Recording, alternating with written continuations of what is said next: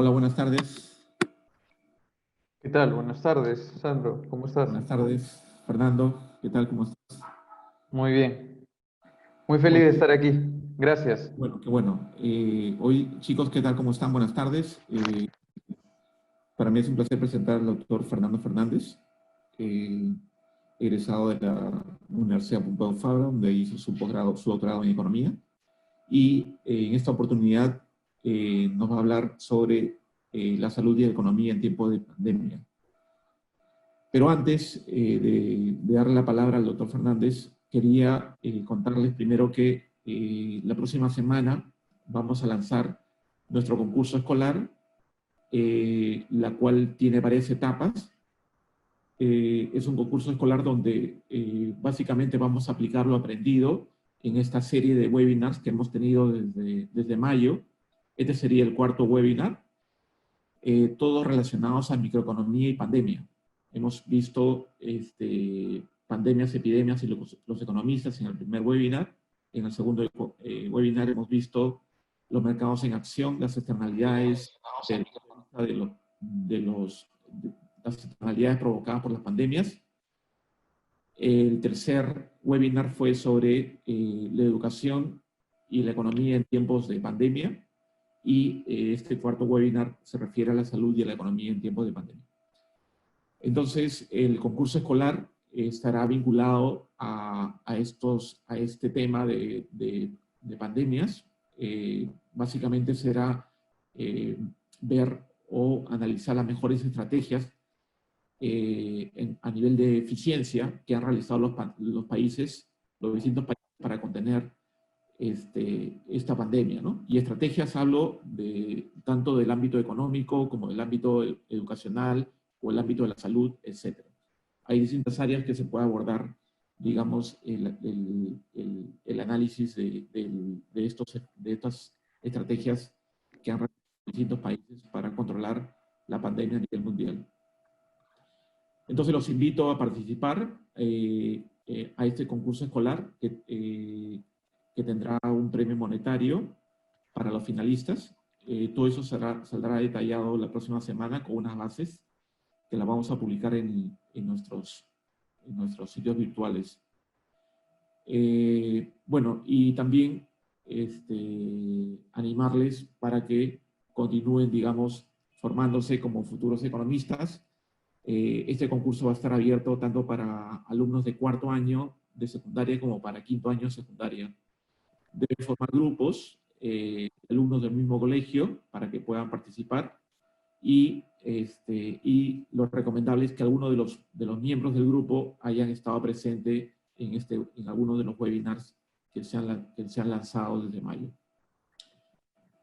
Bueno, sin más que decirles, dejo con ustedes al doctor Fernando Fernández, quien nos va a dar esta charla o este seminario sobre la salud y la economía en tiempo de pandemia. Gracias, Fernando, por tu ayuda. Gracias, Sandro. Muchas gracias. Voy a compartir mi pantalla para que puedan ver la presentación. Eh,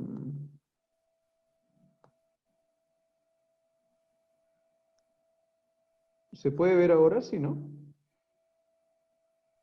Sí, sí, Fernando, se ve. Ya, perfecto. Muy bien. Buenas tardes a todos los estudiantes y oyentes que están en el seminario. Hoy les voy a hablar sobre la salud y la economía, motivado, bueno, sobre todo por el contexto en el que vivimos. Creo que es evidente para todos ahora que hay una relación muy fuerte, un link, ¿no? Muy fuerte entre economía y salud, ¿no? Las restricciones que ha tomado el gobierno para proteger nuestra salud tienen también impactos en nuestra economía, ¿no? Y ahora estamos en una etapa de reactivación donde también debemos evaluar cuáles son los beneficios y los costos, ¿no? Los riesgos que existen para la salud de la reactivación. Por eso es que hay todo un procedimiento de protocolos, etcétera, protocolos para las empresas y para los clientes que se deben respetar porque buscamos proteger la salud de los ciudadanos peruanos. ¿De acuerdo? Entonces voy a presentar un poco primero la relación entre desarrollo económico y salud. Y aquí les lanzo la pregunta a todos ustedes de si es posible tener desarrollo, si podemos hablar del desarrollo económico del Perú si no tenemos salud, ¿no? ¿Es viable un desarrollo económico de nuestro país sin la salud? ¿Es sostenible en el largo plazo un desarrollo económico sin salud? Esta es una pregunta bastante importante y que nosotros como economistas nos hemos hecho desde hace varios años, ¿no? Entonces, la relación entre salud y economía se ha vuelto evidente desde que empezó la pandemia, pero para muchos de nosotros es un tema de estudio apasionado, bastante apasionado, que nos ha tomado varios años, ¿no? Entonces, bueno, yo voy a leer sus preguntas y si tienen como mensajes, yo puedo leer el chat y las preguntas para fomentar la discusión y sobre todo escuchar sus opiniones, sus puntos de vista. Muy bien. Sí, Carlos Fernández me dice, no, porque si queremos desarrollar nuestra sociedad o país debemos abarcar todos los aspectos que lo conforman, ¿no? Eso me dice Carlos. Y luego en el chat leo a Diana Chávez que dice que no es posible y que lo palpamos en esta época de emergencia sanitaria.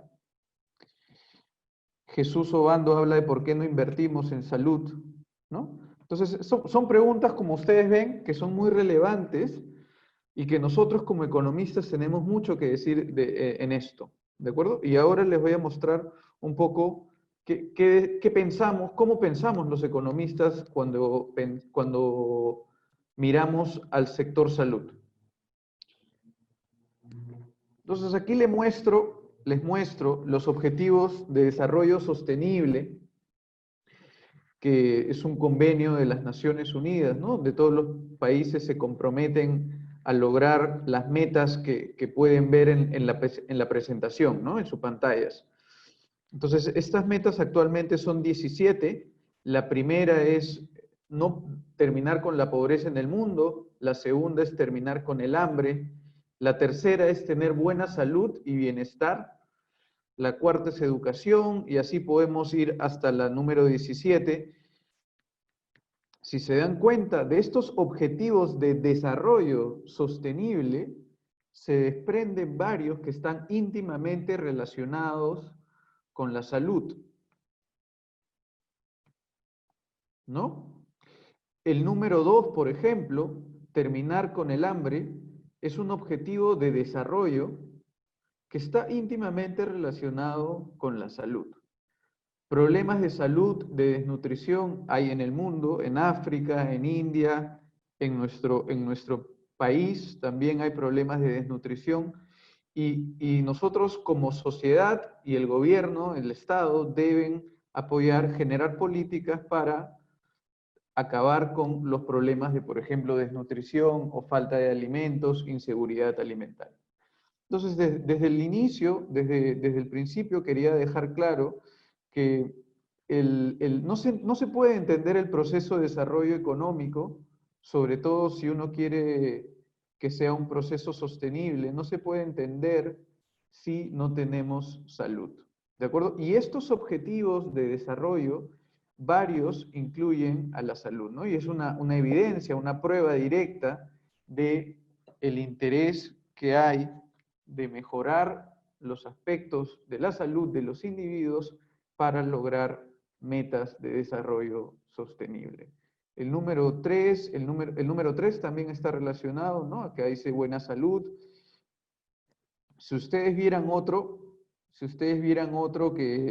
objetivo que vean relacionado con la salud, me lo dicen y también lo podemos comentar, ¿no?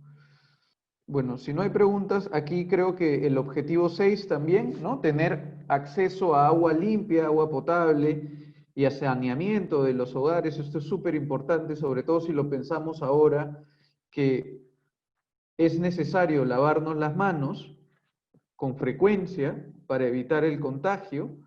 Bueno, hay muchos hogares en nuestro país y en el mundo que carecen de un servicio de agua potable en sus hogares o de saneamiento, ¿no? Entonces, estos objetivos de desarrollo están íntimamente relacionados con la salud y el progreso económico de los pueblos, ¿no? De las economías, de las naciones.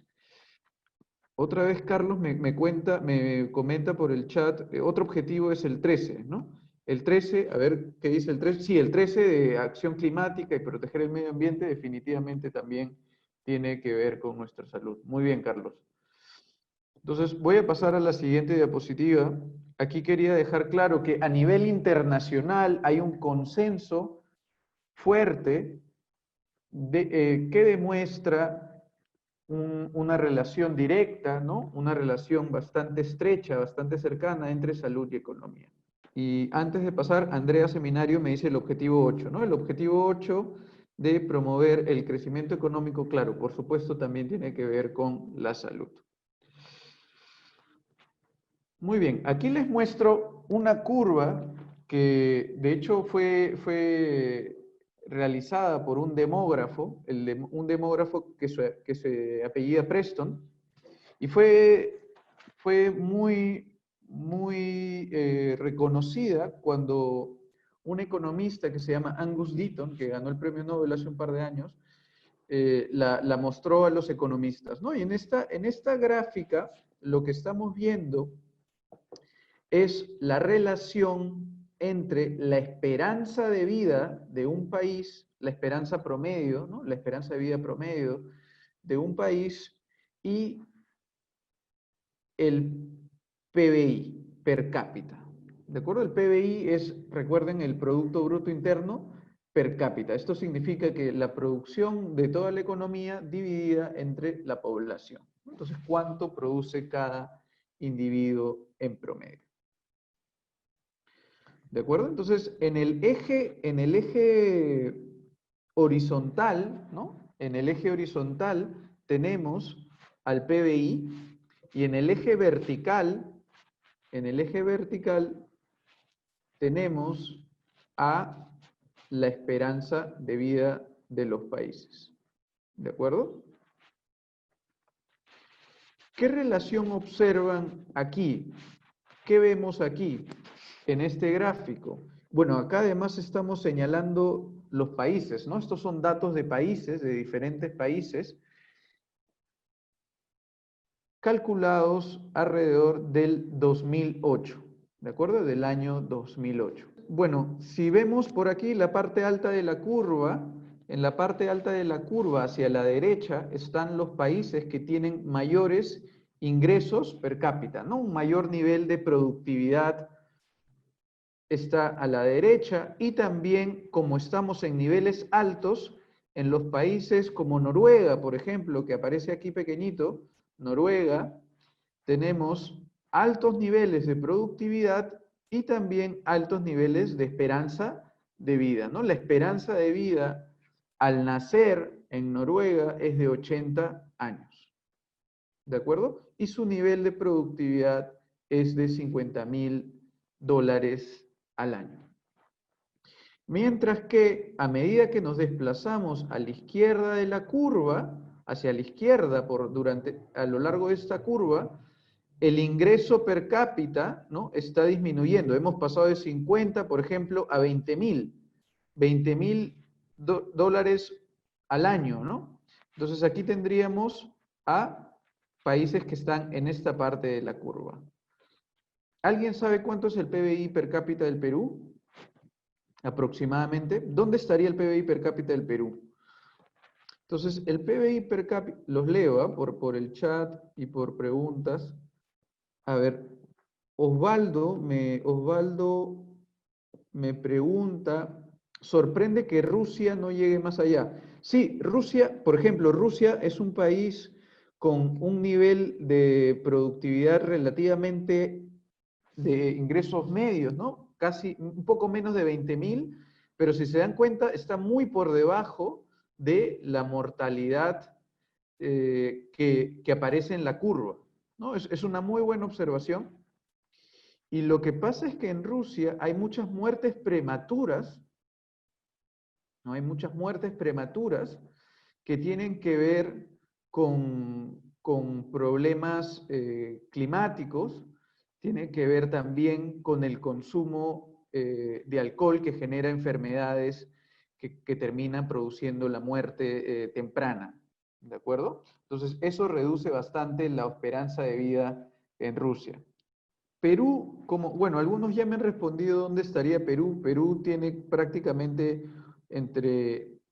bueno, en el año 2008 tenía 6.000 aproximadamente, ¿no? Entonces estábamos por aquí, ¿no? Por esta parte de la curva, ¿de acuerdo? Y la esperanza de vida está entre 71, 72 para estos años para el Perú, ¿no? Entonces, las diferencias económicas que vemos a lo largo de la curva están relacionadas también con diferencias de la esperanza de vida, ¿no? Ahora, la esperanza de vida es un indicador de qué tan buena es la salud de los individuos en un país, ¿no? No es el único, pero esta curva justamente busca relacionar el ingreso per cápita de un país con la esperanza de vida. Muy bien. Voy a continuar. Entonces, el tamaño de los círculos corresponde al tamaño de la población, ¿de acuerdo? Entonces, por ejemplo, China es un círculo súper grande en esta curva, porque es un país muy poblado. Perú no aparece porque Perú es súper pequeño en comparación a la población mundial, ¿no? Debería ser uno de los círculos muy pequeños. ¿De acuerdo? Muy bien. Entonces, aquí en este gráfico les estoy mostrando la proporción de hogares que acceden a el servicio de agua y desagüe en sus países, ¿no? Y entonces vemos el mapa del mundo con diferentes tonalidades de rojo. Los rojos más oscuros tienen niveles más altos de hogares con servicio de agua y desagüe en las familias, ¿no? Dentro del hogar. Si se dan cuenta, todo Norteamérica, sobre todo desde Estados Unidos y Canadá, y Europa Occidental, tienen los colores rojos más oscuros. Australia también tiene colores rojos más oscuros. ¿En dónde los colores rojos son menos oscuros? Bueno, en África, ¿no? En bastantes partes de África, en algunas partes de Asia y en Latinoamérica también es mediano, ¿no? En la intensidad del color rojo, ¿de acuerdo? ¿Por qué? Porque en Latinoamérica, por ejemplo, Bolivia es el color más claro en este caso, significa que Bolivia tiene menos proporción de hogares con acceso a agua y desagüe. El Perú tiene un color intermedio, ¿por qué? Porque todavía en nuestro país hay bastantes familias que carecen de este servicio, ¿de acuerdo? Muy bien. Entonces, aquí le quería mostrar que este es un estudio que hizo el Banco Mundial en el 2013 y justamente va relacionado con el acceso a agua y cómo este acceso a agua puede promover, por un lado, la salud de los hogares y por otro lado, la economía, ¿no? El crecimiento económico. Entonces, también vemos una relación entre acceso a agua y desarrollo económico, ¿no? Porque los países donde hay mayor pobreza, como África, por ejemplo, es donde hay menos acceso a agua y los países más desarrollados en términos de productividad como Estados Unidos, Canadá y Europa, son donde casi el 100% de los hogares tienen acceso a el agua. ¿De acuerdo? Voy a pasar a la siguiente diapositiva. Y aquí les muestro la incidencia mundial de la malaria. ¿De acuerdo? Entonces, la malaria es una de las enfermedades que más muertes causa en el mundo. ¿Está bien? Más muertes causa en el mundo. En lo que va de la pandemia, aproximadamente 500.000 personas han muerto por el COVID-19 en el mundo. ¿Está bien? Normalmente, al año, mueren de malaria también 500.000 personas. ¿De acuerdo? Y la mayoría de estas personas son niños menores de 5 años. ¿De acuerdo? Entonces, la malaria es una de las causas de muerte, de mortalidad infantil, además, más graves que hay en el mundo. Es el mayor exterminador de niños en el mundo, ¿no? La malaria, esta enfermedad que supongo que muchos conocen, en el Perú también se conoce como paludismo, ¿no? O bueno, muchas personas también la refieren como paludismo. La malaria tiene un origen en los mosquitos, ¿no? En unos tipos de mosquitos que cuando te pican, te enfermas y puedes tener fiebre, puedes tener dolores de garganta y que después puedes, también si estás débil y si eres un niño, puedes morir. ¿De acuerdo? Entonces la malaria tiene bastantes casos a nivel mundial. En este mapa pueden ver que los colores más oscuros también, otra vez, los colores marrones son donde hay más malaria y los colores más suaves es donde hay menos malaria. Aquí en este caso vemos varios países en blanco y eso significa que en estos países no hay malaria. ¿De acuerdo? Se ha erradicado la malaria desde hace algunos años. Entonces, el Perú está en un proceso de erradicación de la malaria, pero todavía tenemos casos. ¿De acuerdo? Según la leyenda de este mapa, Perú, que está, bueno, con un color rosado suave, tiene menos de un caso por cada 1.000 habitantes. ¿De acuerdo? Todavía tenemos un poco. En los años 90, era una enfermedad mucho más problemática para nuestro país, pero ahora se ha tomado un poco de control. Y de hecho aquí les muestro las zonas de riesgo de malaria en el Perú para el año 2018. ¿De acuerdo? Este es el año 2018 y pueden ver que hay una zona roja que es alto riesgo, luego la zona rosada que es riesgo alto también, y después zona de riesgo intermedio son las amarillas y zonas verdes son zonas con bajo riesgo, ¿no? Por supuesto, la malaria normalmente está concentrada en climas tropicales y por eso es que su presencia en la selva es bastante mayor. ¿De acuerdo? Esto no debería sorprender. Les hago una pregunta, o bueno, les cuento una anécdota que tal vez no conocen. El actual ministro de Salud, Víctor Zamora, el doctor Víctor Zamora, ha estudiado bastante el tema de la malaria en el Perú. Durante los 90, el plan de erradicación de la malaria fue, no fue liderado por Víctor Zamora, pero Víctor Zamora, el actual ministro, ha pasado varios años tratando de entender y de implementar políticas para erradicar la malaria.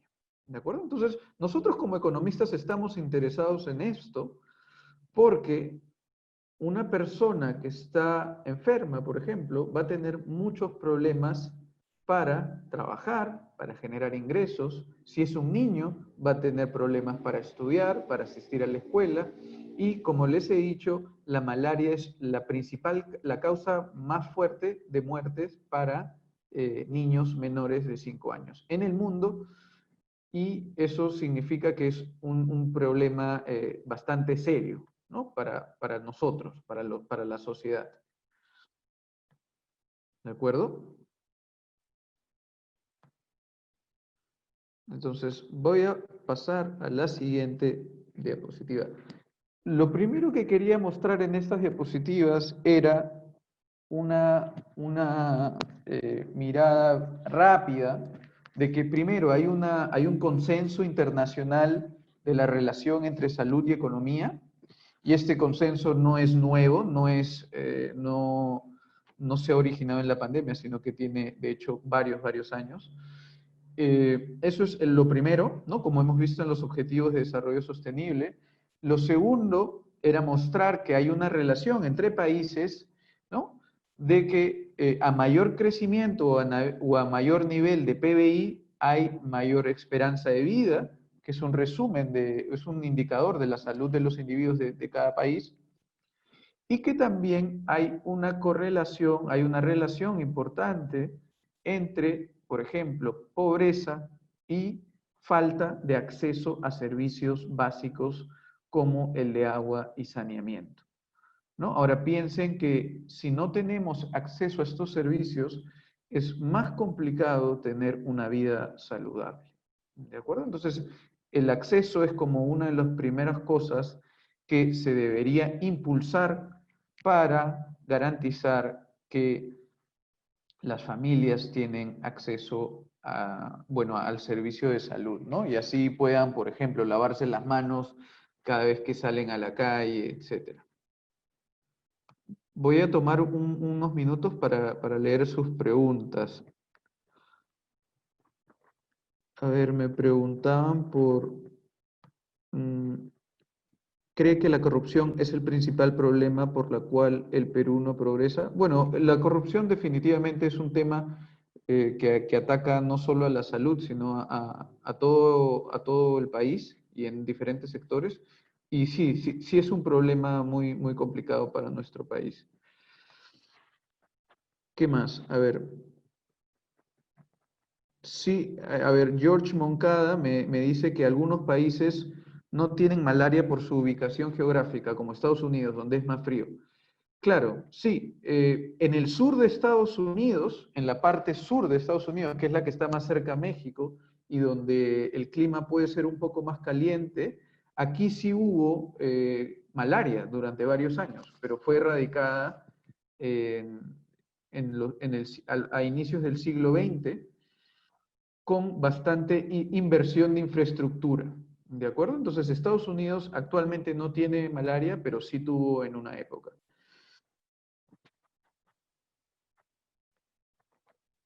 Segunda pregunta, Emily me dice, la salud es importante en la economía porque si una persona está enferma, entonces sus ingresos no serán adecuados. Totalmente de acuerdo, y lo vamos a ver en un ratito, voy a hablar de esto con más detalle. Me dice, ¿qué tanto afectará la pandemia COVID? Estas preguntas las voy a dejar para más tarde. Entiendo que va a haber un espacio para preguntas más adelante. ¿Qué cree usted que es lo que nos deja mejorar en salud? Ya, esta pregunta también la dejo para después. ¿Está bien? Voy a continuar con la parte... Entonces, la primera parte de la charla, como decía hace un rato, era comentar que hay una relación muy directa, muy reconocida además, está en nuestro radar mental, y ahora quiero mostrarles 4 ejemplos de cómo un economista está pensando en la salud, ¿de acuerdo?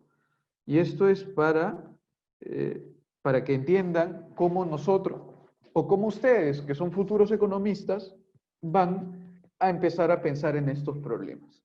¿De acuerdo? Y he escogido 4 ejemplos donde vamos a pensar como economistas. Quiero que ustedes piensen como economistas y entendamos estos 4 ejemplos que les propongo ahora. ¿De acuerdo? Entonces, el primero es la productividad y la salud.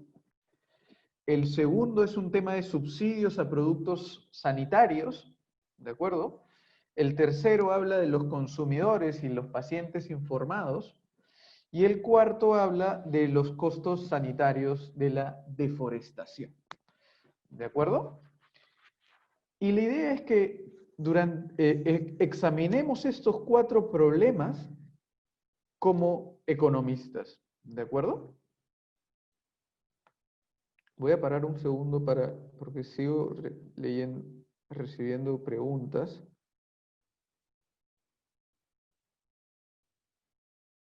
Creo que son preguntas que son bastante abiertas que voy a dejar para la sección de preguntas. Si hay alguna pregunta de aclaración, la voy a tomar para explicar cualquier cosa que no se entienda. Muy bien. Entonces, voy a pasar a el primer tema, ¿no? Productividad y salud. ¿Qué relación esperan ustedes que haya entre la productividad de una persona, ¿no?, y su salud? ¿Se puede ser productivo sin salud? Y aquí debemos entender salud en un sentido amplio, ¿no? Salud puede ser física, pero también salud mental, por ejemplo, ¿no? Entonces estamos hablando de la salud en términos generales. Y para aterrizar un poco el ejemplo que les quiero dar, les pregunto lo siguiente: ¿puede la alimentación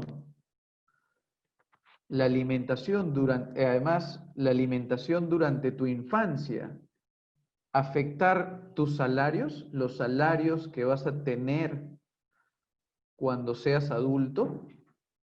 Piensen en el tipo de alimentación que ustedes han tenido de niños durante su infancia y piensen también en los salarios o ingresos que van a tener cuando participen en el mercado laboral, cuando encuentren su primer empleo, después de haber estudiado economía, por ejemplo, ¿no? Si todo sale bien, van a tener un empleo y piensen si existiría una relación entre la alimentación que ustedes tuvieron durante niños y los salarios que esperan percibir en el mercado laboral en el futuro.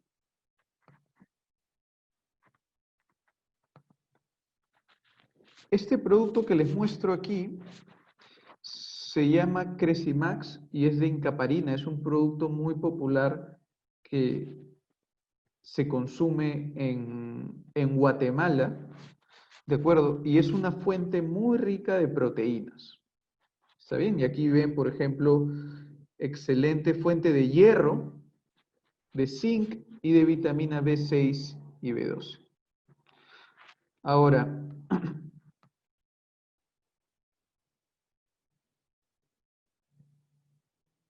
estoy leyendo el chat y hay un comentario de Emerson, Facundo Cunha, que dice: si de niños la alimentación es inadecuada, podría desarrollarse enfermedades en el futuro que dejarían a esa persona sin oportunidad de laborar y producir. Muy bien, sí, exactamente, ¿no?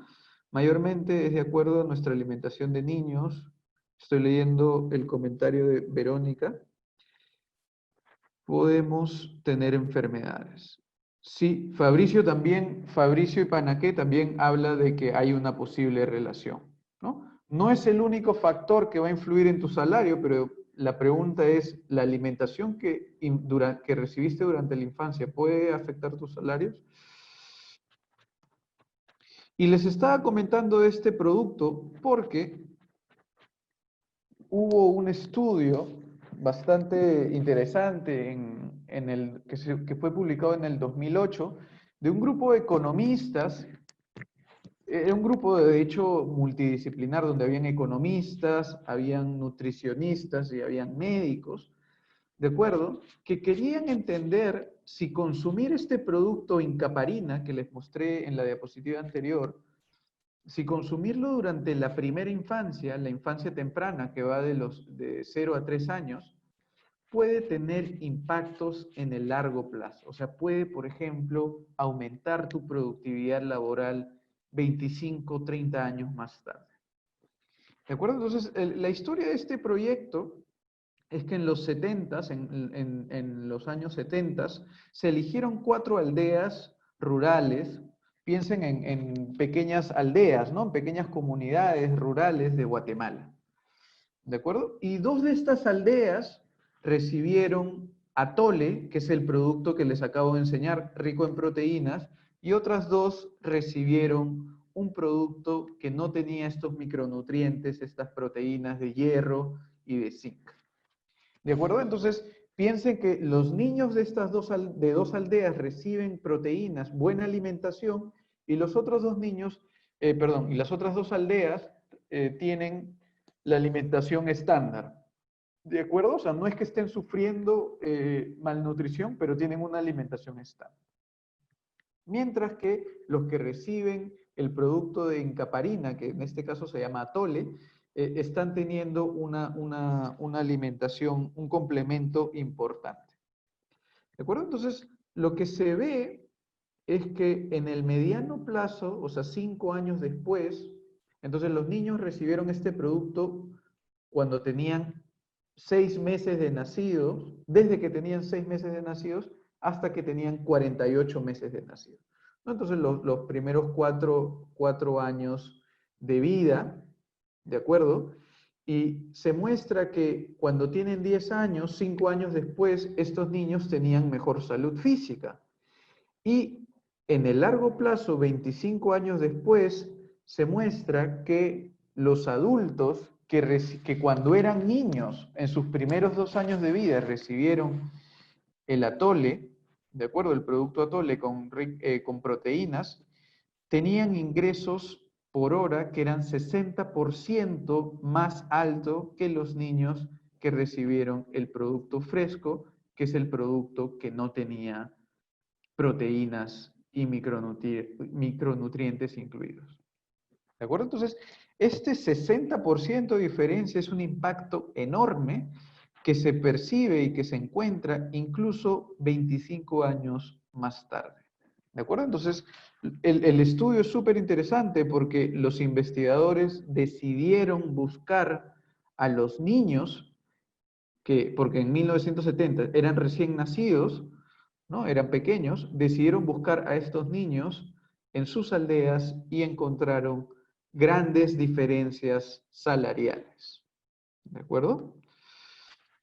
¿Por qué? ¿Por qué habría una mayor productividad? Entonces, el canal de causalidad que los autores proponen es que la mejor nutrición va a llevar a mejor salud y esta mejor salud va a llevar a mejor productividad. ¿De acuerdo? Y en economía es parte de la teoría económica y también los datos lo demuestran, es que individuos más productivos tienden a recibir salarios más altos. ¿De acuerdo? Entonces, la mejora nutritiva durante los 3 primeros años favorece el desarrollo mental de los niños, favorece el alcance educativo de los niños y también mejora las habilidades cognitivas que estos niños van a tener en el futuro, ya sea como jóvenes, como adultos y cuando ingresen al mercado laboral. ¿De acuerdo? Esta mejor nutrición durante los 3 primeros años de vida, que es lo que se conoce como infancia temprana, aumenta, por ejemplo, la talla de los niños, ¿no? Niños más altos a los 3 años y también tienen mayor fuerza, ¿de acuerdo? Y mayor resistencia cardiovascular. Entonces, una mejor nutrición en los 3 primeros años de vida va a tener beneficios de largo plazo para quienes consumen los alimentos ricos en micronutrientes.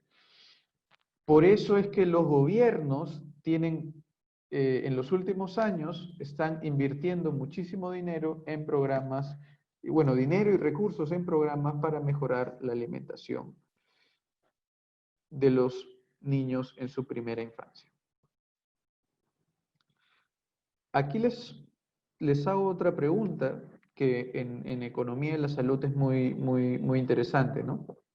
Ustedes cuando nacen, lo primero que hacen, bueno, luego que nacen, son llevados a la balanza y se registra el peso con el que nacieron, ¿no? Ese es el peso al nacer. El peso al nacer es, bueno, de un bebé, es un indicador de la salud que tuvo durante el embarazo, ¿no? Durante el periodo de gestación y cómo se ha formado en el vientre de su madre. Y yo les pregunto, ¿ustedes creen que esto va a tener un impacto también en los salarios cuando este niño sea un adulto? ¿Alguna vez han pensado en esta relación? Bueno, en economía hemos pensado bastante en esta relación y de hecho lo que se observa, la evidencia internacional, la evidencia de los países, muestra que los países más productivos son aquellos países donde la proporción de niños que tienen bajo peso al nacer son más altos, ¿no? Entonces, aquí vemos una relación negativa, ¿no? Porque mientras menor sea la proporción de niños con bajo peso al nacer en este caso son 2.500 gramos, o sea, 2,5 kilos. Cuando un niño tiene 2 kilos, nace con menos de 2,5 kilos, normalmente tiene problemas de salud y a veces tiene que quedarse internado, etcétera, ¿no? Y esto va a tener luego consecuencias en el largo plazo para la salud física del niño. Entonces, lo que se observa es que hay una relación negativa entre bajo peso al nacer y, otra vez, productividad de los trabajadores. Entonces, aquí hay una relación, quería mostrar estos datos para mostrar que hay una relación entre salud y productividad. ¿De acuerdo? Y que nosotros como economistas hemos cuantificado cuáles son los beneficios económicos de tener una buena alimentación. Ahora voy a hablar de los precios de los productos sanitarios. Y piensen que en el contexto actual ha habido mucho debate sobre el precio de los medicamentos, ¿no? Cómo se deben regular, etcétera. ¿Qué puede hacer el gobierno para intervenir y para hacer que los bienes sean asequibles para todos, ¿no? Entonces, cuando hablo de productos sanitarios, en realidad me refiero a medicamentos, ¿no? Pero no solo a medicamentos, sino pueden ser vacunas, pueden ser antimosquiteros que te protegen de la malaria, pueden ser desinfectantes que te protegen de, por ejemplo, tener infecciones cuando no tienes acceso a agua potable, ¿no? Ahora piensen que si no hay intervención del Estado, si no hay intervención del gobierno, los precios de estos productos se van a determinar mediante el equilibrio que hay entre oferta y demanda. ¿De acuerdo? Y aquí, bueno, supongo que en el colegio o por cultura o leyendo periódicos, hablando con sus padres, han escuchado de la ley de la demanda, ¿no? La ley de la demanda dice que, bueno, los productos, la demanda de los productos disminuye a medida que el precio incrementa, ¿no? ¿Por qué? Porque hay menos disposición a pagar y entonces tienes que consumir menos. Y una de las políticas que son bastante discutidas en economía y en política económica es si se deberían subsidiar los productos sanitarios. ¿De acuerdo? Un subsidio significa que el gobierno va a cubrir una parte del precio de venta, de manera que el usuario o el comprador paga un precio menor al precio que quiere vender la farmacia.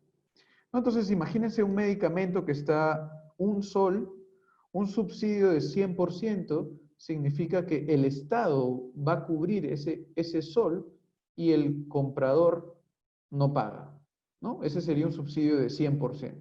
Un subsidio de 50% sería que el Estado cubre 50 céntimos del medicamento y el comprador paga el resto, ¿no? O sea, la otra mitad, los otros 50 centavos. Entonces, hay un debate fuerte sobre cuánto deberíamos subsidiar, cuánto debería subsidiar el gobierno. Y en este caso hay una posición muy clara de mucha gente que está a favor de una entrega gratuita. Entonces, por ejemplo, y los argumentos a favor para esta entrega gratuita son, por ejemplo, tres, ¿no? Las personas de bajos ingresos no pueden pagar por productos preventivos. Si la entrega es gratuita, los usuarios pueden experimentar los productos y comprobar sus beneficios, y también cuando buscamos el acceso universal como un objetivo justo, ¿no? O sea, con un fin de justicia. En contra de los subsidios tenemos también varios argumentos. Aquí quizás les resaltaría el tema de que, por ejemplo, las personas que no necesitan subsidios también se van a beneficiar, ¿no? O sea, una persona que tiene dinero y puede pagar también recibiría el producto de manera gratuita, ¿no? Y piensen que en un país como el nuestro, donde los recursos son limitados, no estamos seguros si queremos hacer este tipo de subsidios al 100%, ¿no? Luego, otros argumentos en contra es que las personas no necesitan los productos, ¿no? Las personas no valoran adecuadamente los productos que son regalados o que obtienen de manera gratuita, ¿no? Y otra gran preocupación es que los precios bajos, ¿no? O sea, subsidiados, pueden ser señal de una baja calidad. Y aquí yo les presento el caso de los antimosquiteros, ¿de acuerdo? Que son son productos efectivos para prevenir la malaria, ¿no? Entonces, o sea, lo que quiero decir es que muchas de los casos de malaria se podrían prevenir fácilmente si los individuos adquirieran este mosquitero que ven en la imagen de la diapositiva. Ahora, la pregunta es, ¿deberíamos subsidiar estos mosquiteros? En el 2014 se publicó un estudio por un economista que se llama Pascaline Dupin, donde analiza la relación entre los precios, ¿de acuerdo?, y las cantidades demandadas de productos sanitarios. Y me voy a concentrar, quiero que se concentren en la línea amarilla. La línea amarilla muestra la relación entre los precios, ¿no? Hacia la derecha son precios más altos y el porcentaje de personas que compran el mosquitero, el antimosquitero, ¿de acuerdo? Lo que se observa en esta línea amarilla es que hay una relación negativa entre el precio y la cantidad de personas que adquieren un producto un antimosquitero, ¿de acuerdo? En el eje vertical vemos que cuando el precio es cero, que es en la esquina, en la parte superior izquierda, cuando el precio es cero, el 100% de las familias adquiere el bien, ¿no? Pero a medida que el precio aumenta, es decir, a medida que nos movemos hacia la derecha, el porcentaje de personas va cayendo. Y estamos hablando de precios, bueno, no extremadamente altos, ¿no? Sino solo de pasar de $0 a $1, la reducción en el porcentaje es de 50%, ¿no? Entonces hay una gran diferencia entre cobrar $1 por el antimosquitero y darlo de manera gratuita, ¿no? Si cobras $1, solo la mitad de la gente va a conseguirlo, y si cobras cero, o sea, es decir, si hay un subsidio del 100%, el 100% de las familias podría adquirir estos productos. Aquí hay un tema de que se teme mucho que si se entrega de manera gratuita estos productos, los hogares o las familias beneficiarias pueden pensar que en el futuro siempre será así. O sea, que si en algún momento el gobierno decide quitar los subsidios, las familias van a querer, no van a querer eso, ¿no? Más bien van a querer mantener que el precio sea cero y van a dejar de usar estos productos si el subsidio desaparece. La evidencia que muestra este economista, Pascalín Dupas, es al contrario. Entonces, no se observa que las personas se vuelvan dependientes de subsidios de 100%. Voy a pasar al siguiente tema, al tercer ejemplo. Entonces, el primero era sobre productividad y salarios, el segundo era sobre el rol de los subsidios y cómo podemos influir en el uso de los productos sanitarios a través de los precios, ¿no? Y esa es una discusión que va a venir en el futuro, ¿no? Imagínense cuando ya se tenga la vacuna para el COVID, si se encuentra, va a haber una gran discusión de qué precio debe tener esta vacuna y qué proporción del precio debería pagar el usuario, ¿no? O sea, el ciudadano, qué proporción de ese precio va a cubrir el Estado, por ejemplo, ¿no? Esa es una discusión que va a aparecer en el futuro y que nosotros como economistas ya hemos estado pensando en cuál debería ser uno de los qué caminos debemos tomar para resolver estos retos. Entonces, ahora voy a hablarles de consumidores y pacientes informados. Lo voy a hacer rápidamente. No sé cuánto tiempo me queda, creo que 10 minutos, pero cualquier cosa igual me avisan. Entonces, aquí les voy a la pregunta que quisiera poner al inicio para, para, para empezar a pensar en este tema, es que hay un gran debate sobre si si es conveniente comprar medicamentos genéricos o si vale la pena gastar más por medicamentos que objetivamente son iguales, pero que vienen de una marca conocida, ¿no? Y este es un tema que también en economía se ha visto mucho, ¿de acuerdo? Entonces, lo primero que hay que tener en cuenta es que la industria farmacéutica, es decir, las empresas que producen medicamentos, tienen altos ratios de publicidad, gastan muchísimo en publicidad. ¿De acuerdo? Hay que reconocer también que las medicinas son bienes, son productos, ¿no?, de experiencia.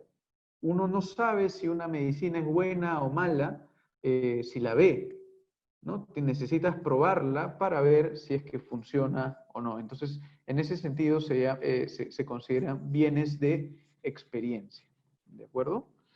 Piensen que las empresas que producen medicamentos destinan publicidad no solo a los pacientes, o sea, no solo a los compradores, no solo a los ciudadanos que van a la farmacia a comprar, sino también a los médicos, ¿no? Los doctores, porque los doctores son los que escriben las recetas y recomiendan medicamentos a sus pacientes. ¿De acuerdo? Ahora, un punto interesante aquí es que el gasto en publicidad de los laboratorios es tan alto como el gasto en investigación y desarrollo, ¿no? Y piensen que los laboratorios gastan muchísimo dinero en investigación y desarrollo, pero esos montos son tan altos para también invertir en publicidad. Ahora, ¿qué papel juega la información que tiene el consumidor para determinar las compras de productos de medicamentos, ¿no? Medicamentos genéricos versus medicamentos de marca? La primera pregunta es, si la calidad fuera igual, si la calidad entre genéricos y medicamentos de marca fuera igual, ¿por qué algunos consumidores están dispuestos a pagar más por una determinada marca cuando existen otras alternativas disponibles a menor precio? Esto para un economista es un gran como rompecabezas, ¿no? Es un misterio. ¿Por qué alguien pagaría más por un producto cuando existe un sustituto bastante cercano a menor precio?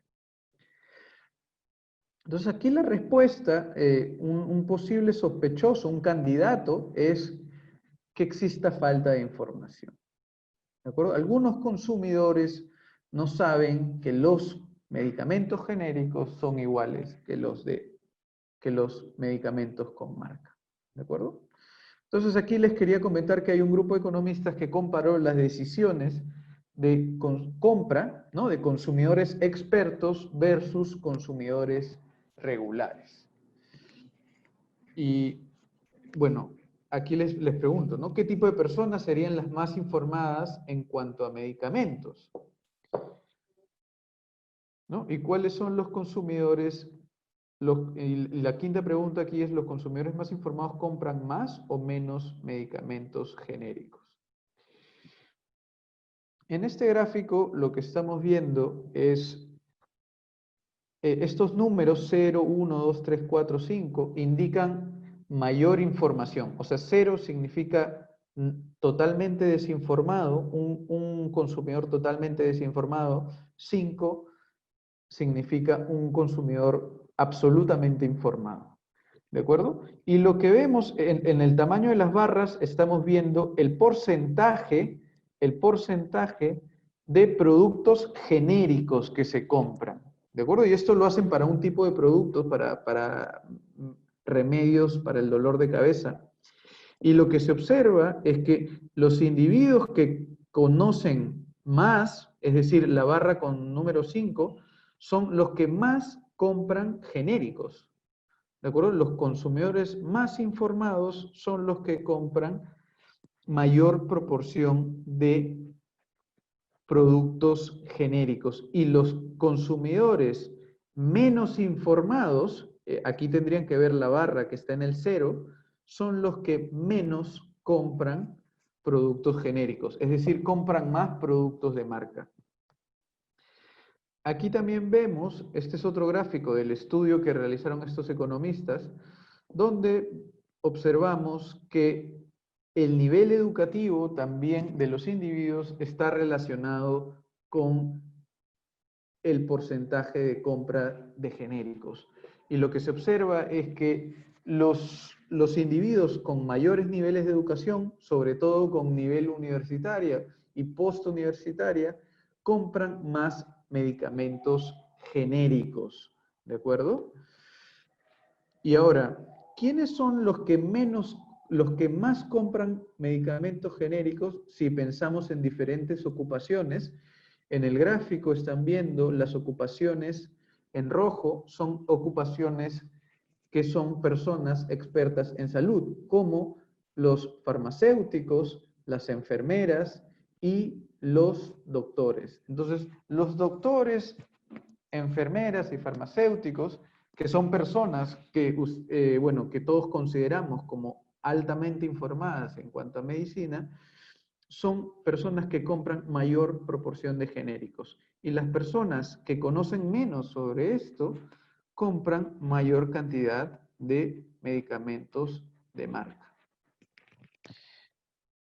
Creo que me quedan 5 minutos y voy a tocar el último tema de la charla, donde quisiera hablar sobre los costos sanitarios de la deforestación. ¿De acuerdo? Y elegí este tema porque varios estudios científicos actuales hablan de cómo se van a originar las próximas pandemias, ¿no? Entonces, ahora estamos con la pandemia del COVID. En el futuro se espera que aparezcan nuevas pandemias y van a estar relacionadas con la degradación del medio ambiente y sobre todo con la deforestación. ¿Por qué? Porque los cambios en los ecosistemas pueden generar, mejor dicho, el que animales entren en contacto con humanos, que entremos en contacto con plantas que antes no conocíamos, etcétera, ¿no? Estos cambios en los ecosistemas van a favorecer el desarrollo de nuevas enfermedades. Y bueno, la deforestación de por sí es un problema, pero además es un problema para la salud, ¿no? Para la salud humana. Entonces, un poco de datos aquí sobre el área de bosques. El área de bosques en el mundo cubre 4 billones de hectáreas, ¿de acuerdo? Es un gran territorio del mundo, pero se está degradando a un nivel bastante rápido, ¿de acuerdo? Ha sido una degradación bastante rápida, sobre todo en los últimos 30 años. Ejemplos, ¿no?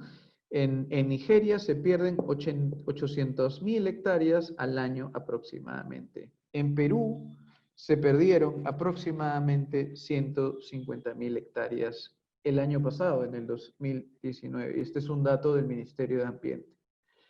Entonces, aquí la pregunta que se hicieron dos economistas es, además del impacto en la flora y la fauna, ¿puede la deforestación facilitar el crecimiento de enfermedades infecciosas que ataquen a los humanos?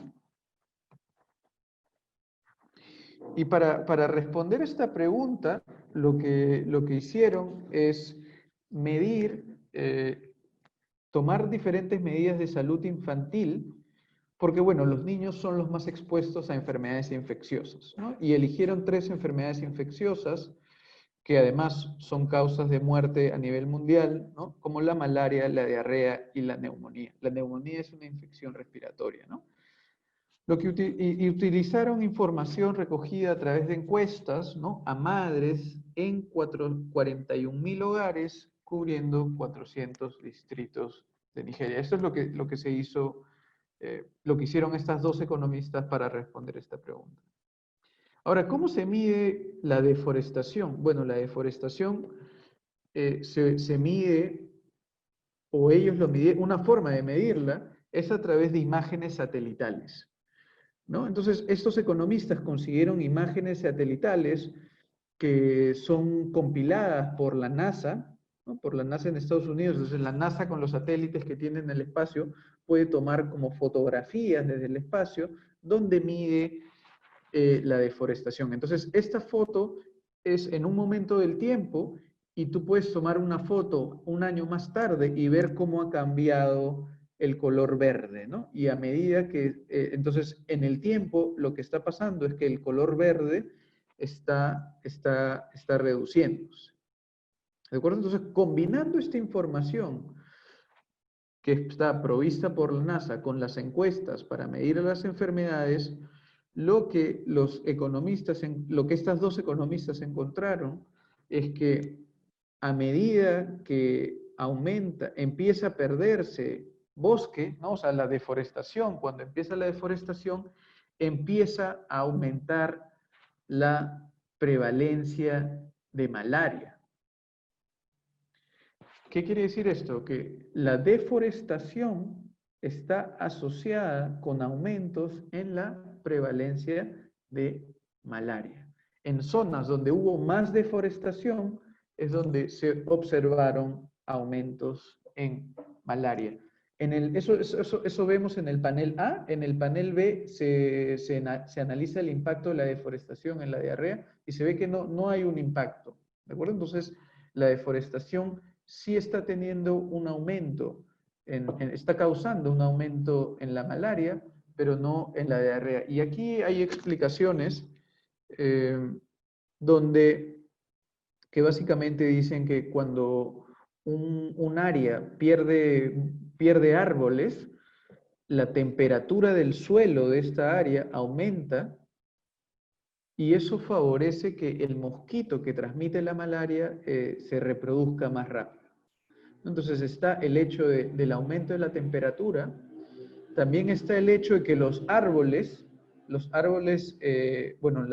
producen sombra, ¿no? Si ustedes se paran debajo de un árbol van a tener sombra, si el árbol desaparece hay menos sombra, ¿no? Y la reducción en la sombra también genera aumentos en la presencia de estos mosquitos, ¿no? Favorece la reproducción de los mosquitos y por eso es que aumenta la malaria.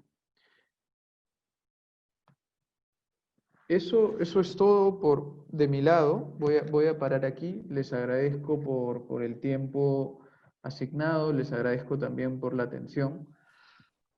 Y bueno, quedo atento a lo que digan los organizadores y los estudiantes. Entonces, hay un estudiante, un participante, Fabián Ordinola, que dice, si se encuentra la cura del COVID, ¿se harían subsidios para las zonas que están mal económicamente?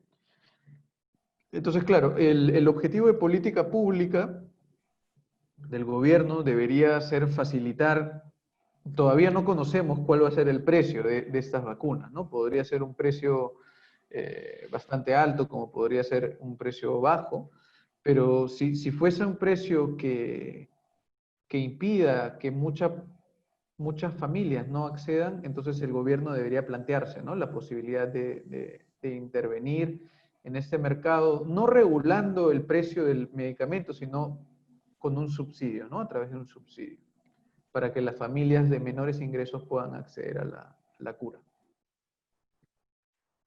Luego, hay una pregunta sobre los genéricos. Comprar genéricos es bueno, ya que pagas menos y recibes casi lo mismo, ¿no? Y claro, que la gente se deje influir por la marca. Y aquí hay que tener en cuenta que las empresas, o sea, las empresas están decidiendo invertir mucho dinero y recursos en publicidad, y esa publicidad también, claro, va a afectar la decisión de compra y puede ser que uno se incline hacia un medicamento de marca porque ha sido influenciado por la publicidad, ¿no? Entonces, en ese aspecto está bien. Luego hay, a ver, otros comentarios. Uno de Alberto Pizarro que dice, al subsidiar el precio de los productos sanitarios se convierte en una inversión a largo plazo, pues tanto niños como el resto de la población son más productivos estando sanos. Sí, por supuesto. De hecho, por ejemplo, muchas de las vacunas son gratuitas, ¿no? Y el Estado las provee justamente como una, o sea, podríamos entender esta provisión de vacunas como una suerte de inversión en la salud de los niños, ¿no? Entonces, está muy bien el comentario de Alberto. Juan Sebastián pregunta, Ah, ¿qué le refiere al, digamos, respaldo, digamos, supongo a las reservas se refiere con consecuencias del COVID? sí, claro, bueno, el Estado está gastando sus recursos, ¿no? Los recursos del Estado tienen que pensar que son limitados y todo el esfuerzo del gobierno para reactivar la economía tiene un límite, ¿no? Entonces, se espera que el esfuerzo sea gradual, pero hay opciones siempre de política para generar más ingresos, ¿no? Eso también va a depender de cómo las empresas van pagando sus impuestos a medida que se reactivan. Y este ingreso tributario se podría destinar nuevamente a combatir bueno, la crisis originada por el COVID, ¿no?